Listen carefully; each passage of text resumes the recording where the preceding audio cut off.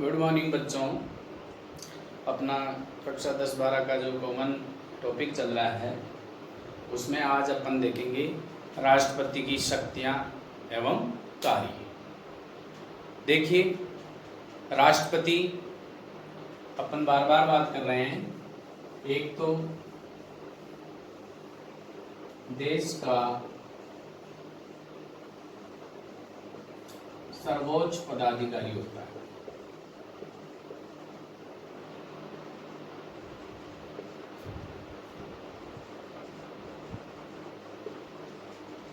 पहली बात, राष्ट्रपति देश का सर्वोच्च पदाधिकारी और देश में राष्ट्राध्यक्ष के रूप में काम करता है।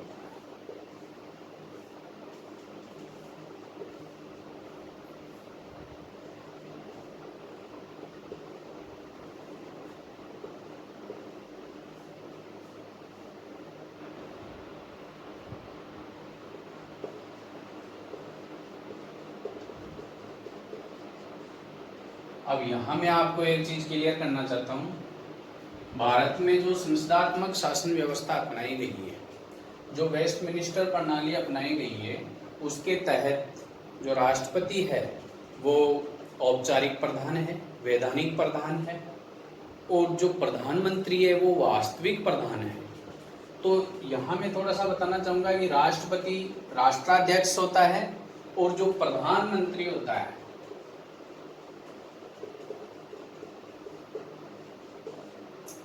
प्रधानमंत्री, ये शासनाध्यक्ष होता है।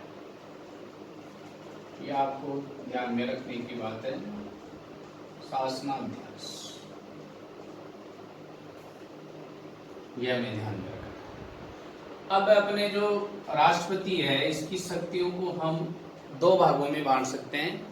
एक है सामान्यकालीन शक्तियां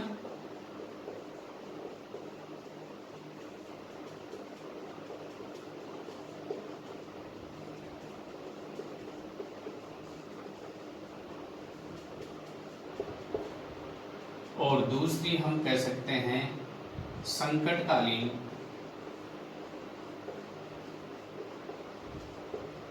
या संकटकालीन की जगह आपातकालीन शक्तियां।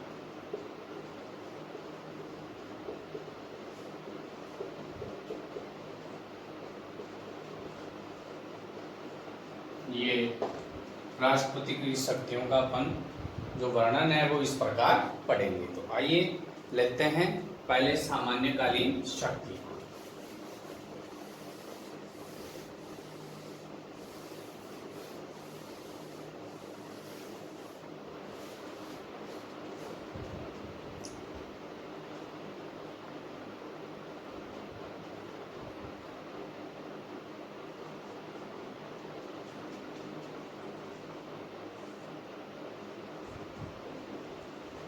सामान्यकालीन शक्तियां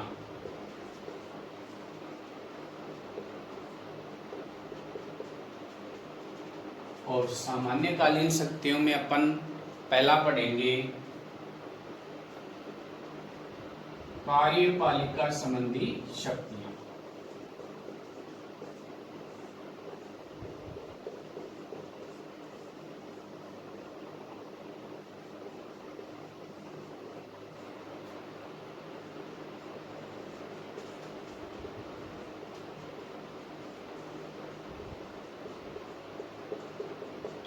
देखो बच्चों, एक चीज मैं आपको क्लियर कर देता हूं। अपन ये जो शक्तियां पढ़ रहे हैं, यदि शक्तियों के बारे में लिखेंगे तो बहुत ज्यादा अपने समय की बर्बादी होगी। इसलिए इन शक्तियों के बारे में मैं आपको मौखिक रूप से बताऊंगा, तो आप बड़े ध्यान से सुनना, आपको याद रहेगा। तो आइए इनके बारे में चर्चा करते हैं। सामान्यकालीन शक्तियों में कार्यपालिका संबंधी शक्तियां हैं। तो इसमें बताया गया है, पहली चीज, राष्ट्रपति कार्यपालिका का संवैधानिक प्रमुख होता है। यह अपन ने पढ़ा था अनुच्छेद 53 के अनुसार। जब कार्यपालिका का संवैधानिक प्रमुख होता है तो इसको कुछ ऐसी शक्तियां जो दी गई है वो है नियुक्ति संबंधी शक्तियां। तो आपको दिमाग में बिठा लेना है कि कार्यपालिका संबंधी शक्तियों में राष्ट्रपति जो पदाधिकारी है उनकी नियुक्तियां करते हैं, बस दिमाग में ये रखना है। अब नियुक्तियों में देख लो आप, नियुक्तियां किन की करते हैं, ऊपर से ले लो, प्रधानमंत्री और मंत्रिपरिषद के जो सदस्य होते हैं उनकी नियुक्ति राष्ट्रपति करता है। फिर सर्वोच्च न्यायालय और उच्च न्यायालय के जो मुख्य न्यायाधीश और अन्य न्यायाधीश हैं उनकी नियुक्ति राष्ट्रपति करता है। राज्यों के जो राज्यपाल है उनकी नियुक्ति राष्ट्रपति करता है। जो मुख्य आयोग हैं उनके अध्यक्ष और सदस्यों की नियुक्ति राष्ट्रपति करता है, जैसे वित्त आयोग है, संघ लोक सेवा आयोग है, राज्य आयोग हैं, तो इनके अध्यक्ष और सदस्यों की नियुक्ति राष्ट्रपति करता है। नियंत्रक एवं महालेखा परीक्षक है उसकी नियुक्ति राष्ट्रपति करता है। विदेशों में जो राजदूत है, जो राजनयिक है, उनकी नियुक्ति राष्ट्रपति करता है। तो जो भी शीर्ष स्तर के जो पदाधिकारी हैं, आयोग के अध्यक्ष और सदस्य हैं, उन सब की नियुक्ति राष्ट्रपति करता है। एक बात तो कार्यपालिका संबंधी शक्ति में नियुक्तियों संबंधित हो गई। दूसरी बात यह है कि राष्ट्रपति कार्यपालिका शक्ति का वैधानिक प्रधान होता है, तो वह है प्रधानमंत्री से उसके मंत्रिपरिषद से संबंधित जो सुझाव है वो मांग सकता है कार्यों से संबंधित। तो प्रधानमंत्री भी अनुच्छेद 78 के तहत अपनी मंत्रिपरिषद से संबंधित कोई भी सलाह या सुझाव है वो राष्ट्रपति को देता है। ये बात हो गई कार्यपालिका संबंधी शक्तियों में। अब जो नेक्स्ट आती है अपनी, वो है विधायी शक्तियां। दूसरी है विधायी शक्तियां।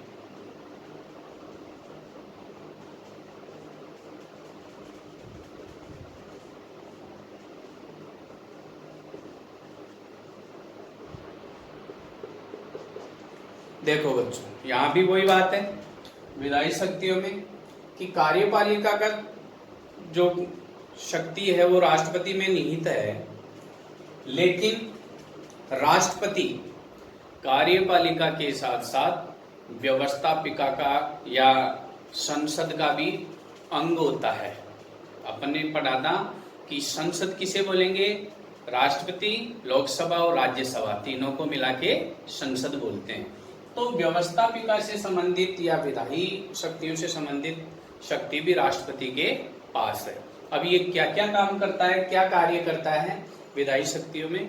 तो सबसे पहली बात तो यह है कि संसद का जो सत्र होता है उसको आहूत करने का, बुलाने का और सत्रावसान समाप्त करने का कार्य राष्ट्रपति करता है।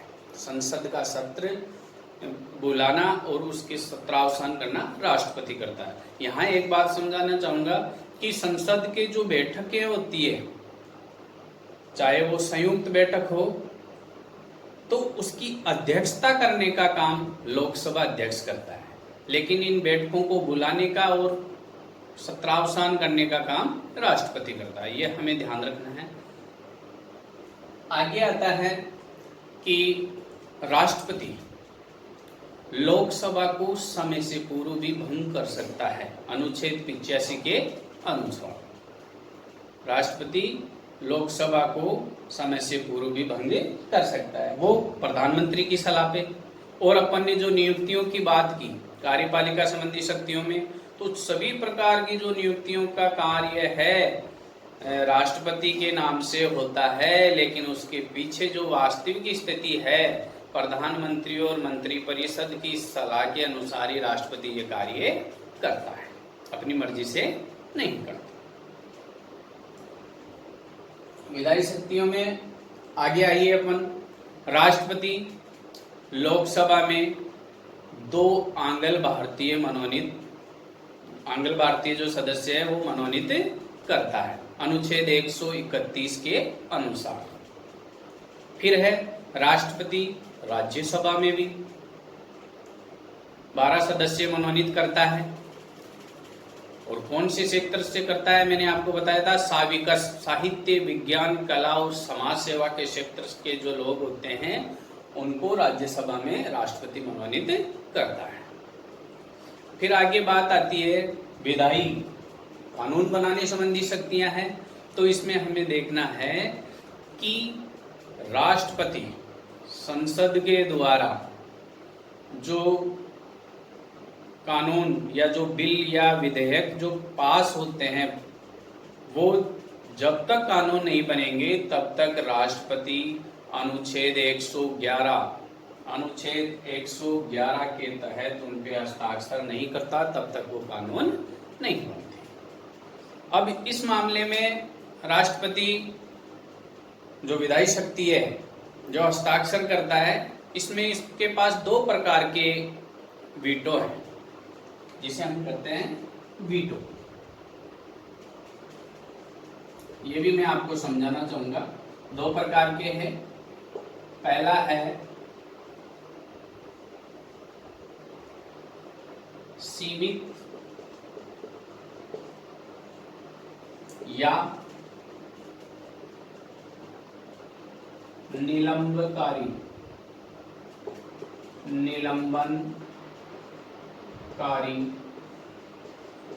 निषेधाधिकार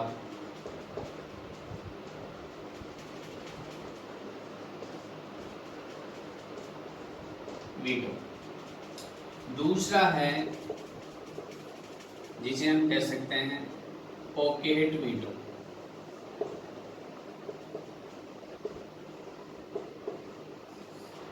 या जेबी वीटो।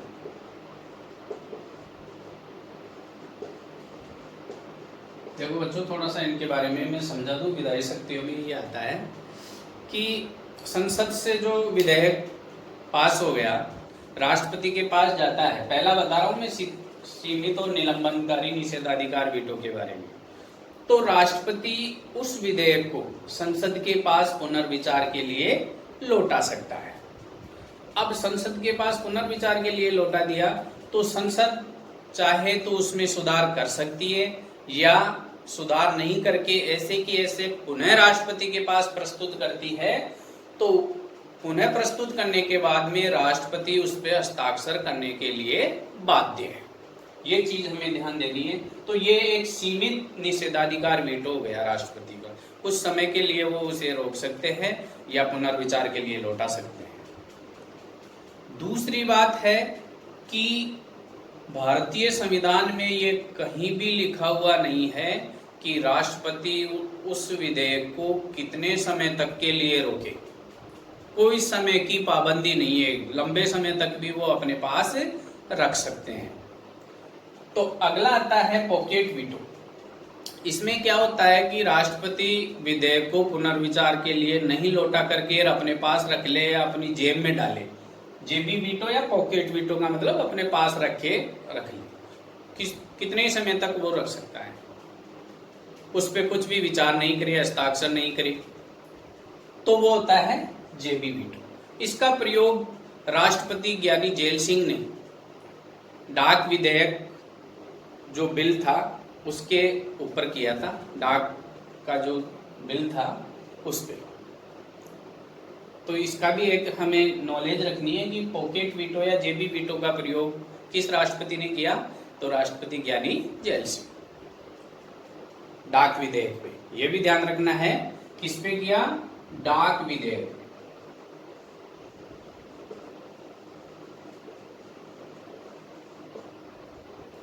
यह हमें ध्यान में रखना है। तो ये विधायी शक्तियां अपनी चल रही थी। तो इसमें यह है विधायी शक्तियों में आगे आता है एक अध्यादेश जारी करने की शक्ति। ये भी इंपॉर्टेंट है, इस पे टिप्पणी पूछ लेता है। देखो बच्चों, ये भी समझ लो अध्यादेश जारी करने की शक्ति क्या होती है। जब संसद का सत्र नहीं चल रहा हो, जब संसद का सत्र नहीं चल रहा हो और देश को ऐसे कानून की जरूरत पड़ गई सरकार को ऐसे कानून की जरूरत पड़ गई तो उस समय राष्ट्रपति एक अध्यादेश जारी करता है। तो उस अनुच्छेद 123 के तहत अध्यादेश जारी करने की शक्ति है अनुच्छेद 123 के तहत। तो इसके अनुसार राष्ट्रपति अध्यादेश जारी करता है। अब इसका क्या नियम होता है, अध्यादेश जारी करने के बाद 6 माह के अंदर संसद की बैठक होना जरूरी है। इसमें 2 चीजें चलेगी, 6 माह और 6 सप्ताह। तो 6 माह के भीतर संसद की बैठक होना जरूरी है। संसद की बैठक हो गई 6 माह के अंदर, फिर बैठक होने के बाद में 6 सप्ताह में उस अध्यादेश को स्वीकृति मिलना जरूरी है। यदि 6 सप्ताह यानी 42 दिन उसको स्वीकृति मिल जाती है तो वो अध्यादेश कानून बन जाता है, और 6 सप्ताह के अंदर उसको स्वीकृति नहीं मिलती है तो वो अध्यादेश रद्द हो जाता है। ये अध्यादेश होता है। इसके बारे में आप समझेंगे, मैं दोबारा बता देता हूं कि जब संसद का सत्र नहीं चल रहा हो तो राष्ट्रपति अध्यादेश जारी करता है अनुच्छेद 123 के तहत, लेकिन उसके लिए शर्त यह है कि अध्यादेश जारी करने के बाद 6 माह के भीतर संसद की बैठक होना जरूरी है, और बैठक होने के बाद 6 सप्ताह में उस पर विचार होना जरूरी है। तो ये अध्यादेश जारी करने की शक्ति राष्ट्रपति को होगी। तो इस प्रकार ये विधायी शक्तियां, कानून संबंधी शक्तियां, व्यवस्थापिका संबंधी शक्तियां राष्ट्रपति के पास है। अब आगे चलते हैं अपन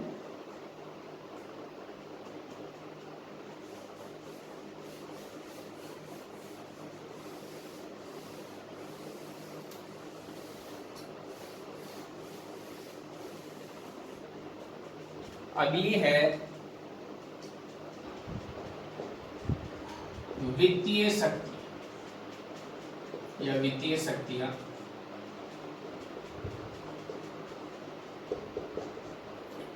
देखो, वित्तीय मामलों में भी राष्ट्रपति के पास शक्ति है। इसमें क्या क्या राष्ट्रपति के पास पावर है वो देखिए। 3 बातें अपने को ध्यान में रखनी है। अनुच्छेद 112, अनुच्छेद 113, अनुच्छेद 117, यह हमें ध्यान रखना है। इसमें देखिए आप, अनुच्छेद 112 के तहत राष्ट्रपति संघ का जो आय व्यय का जो विवरण है वो प्रस्तुत करता है संसद के सामने या संसद के समक्ष आय व्यय का ब्यौरा प्रस्तुत करता है। पहली चीज, 113 के अनुच्छेद 113 के तहत बिना राष्ट्रपति की अनुमति के धन की मांग नहीं की जा सकती। अनुच्छेद 113 के तहत राष्ट्रपति को यह वित्तीय शक्ति प्राप्त है कि बिना राष्ट्रपति की अनुमति के कोई अनुदान या धन की मांग नहीं की जा सकती। और अनुच्छेद 117 में यह उल्लेख है कि वित्त से संबंधित यदि कोई विधेयक है, वित्त विधेयक, धन विधेयक, तो उसमें अनुच्छेद 117 के तहत पहले राष्ट्रपति से अनुमति लेनी पड़ती है, उसके बाद में ही वो लोकसभा में प्रस्तुत किया जाता है। तो 117 में है राष्ट्रपति से पूर्व अनुमति लेना वित्त से संबंधित मामलों में। तो ये बात वित्तीय शक्तियां हो गई राष्ट्रपति को, है। संसद की जो संचित निधि है उनसे जो धन निकालने की बात है तो वो सब राष्ट्रपति की पूर्व अनुमति के कार्य निकाला जा सकता है। आगे चलते हैं अपने शक्तियों में। चौथा है न्यायिक शक्तियां।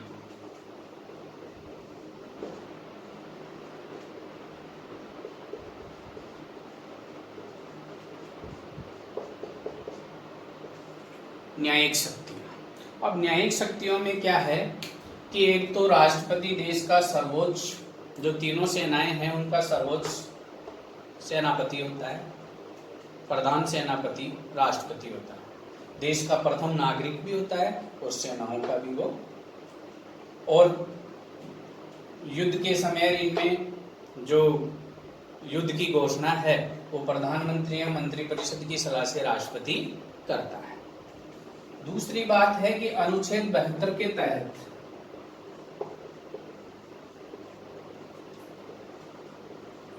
अनुच्छेद 72 के तहत राष्ट्रपति को क्षमादान की शक्ति है।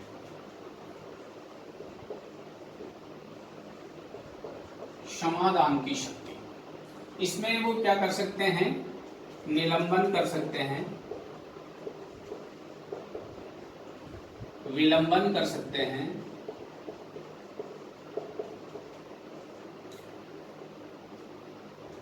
वह लघुकरण कर सकते हैं। क्षमा का उसका जो क्षमा है उसको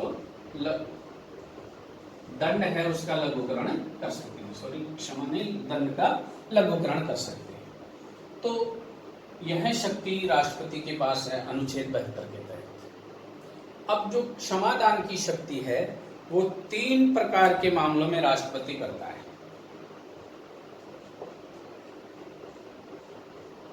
3 प्रकार के मामलों में।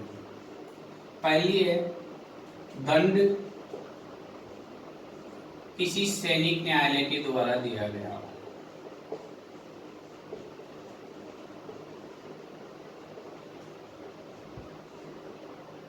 पहली बात। दूसरी बात है अपराध संघ की कार्यपालिका शक्ति से संबंधित हो।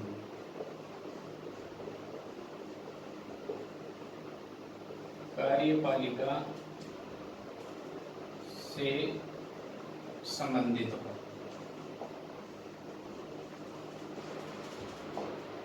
तीसरी बात है मृत्यु दंड दिया गया।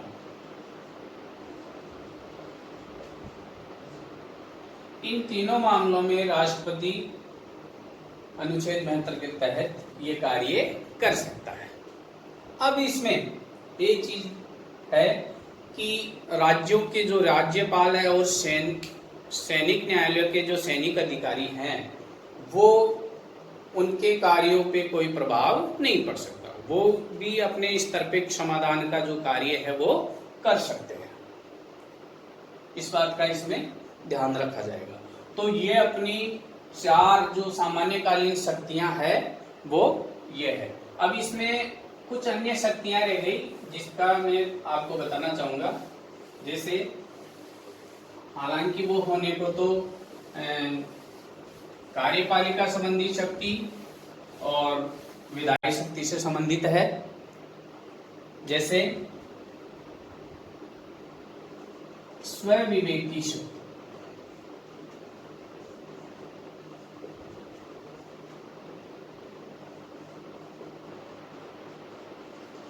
ये कार्यपालिका शक्ति के अंतर्गत आती है।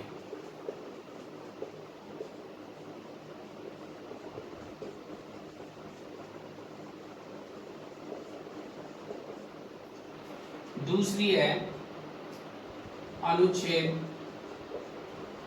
108 के तहत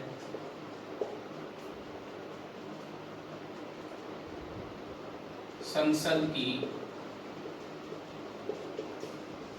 संयुक्त बैठक, यह है अनुच्छेद 108 के तहत ये विधायी शक्ति में आता है।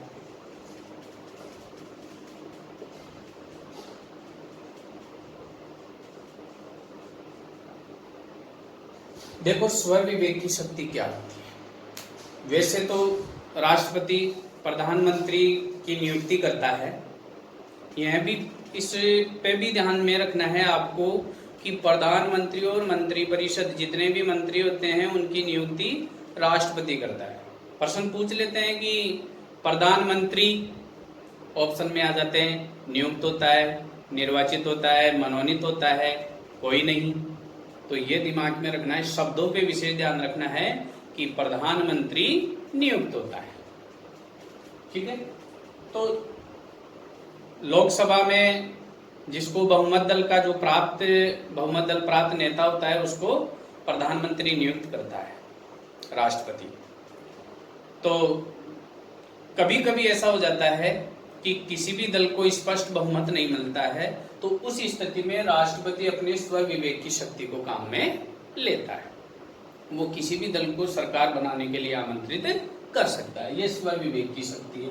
अनुच्छेद 108 के तहत क्या है, इसमें संसद की संयुक्त बैठक होती है।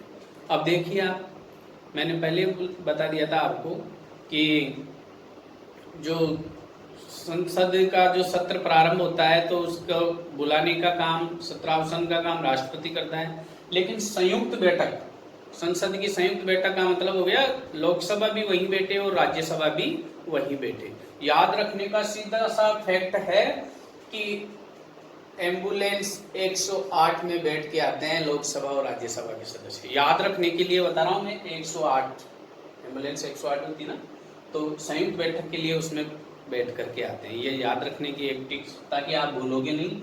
क्यों बुलाई जाती है? सामान्य विधेयक पे यदि लोकसभा और राज्यसभा में मतभेद हो जाए, गतिरोध उत्पन्न हो जाए, विधेयक प्रस्तुत नहीं हो पा रहा है, तो राष्ट्रपति संसद की संयुक्त बैठक बुलाता है। लेकिन सामान्य विधेयकों पे यह हमें ध्यान में रखना पड़ेगा, सामान्य विधेयक ये ध्यान में रखना है। इस मामले में संयुक्त बैठक होती है। संविधान संशोधन और धन विधेयक के मामले में संयुक्त बैठक नहीं होती है, ये ध्यान रखना है। संविधान संशोधन विधेयक और धन विधेयक के मामले में संयुक्त बैठक नहीं होती है। एक चीज और आती है कि राष्ट्रपति प्रतिवर्ष संसद को संबोधित करता है। राष्ट्रपति प्रतिवर्ष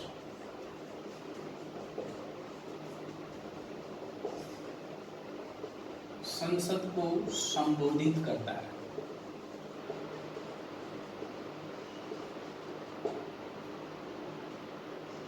उसे कहते हैं राष्ट्रपति का अभिभाषण।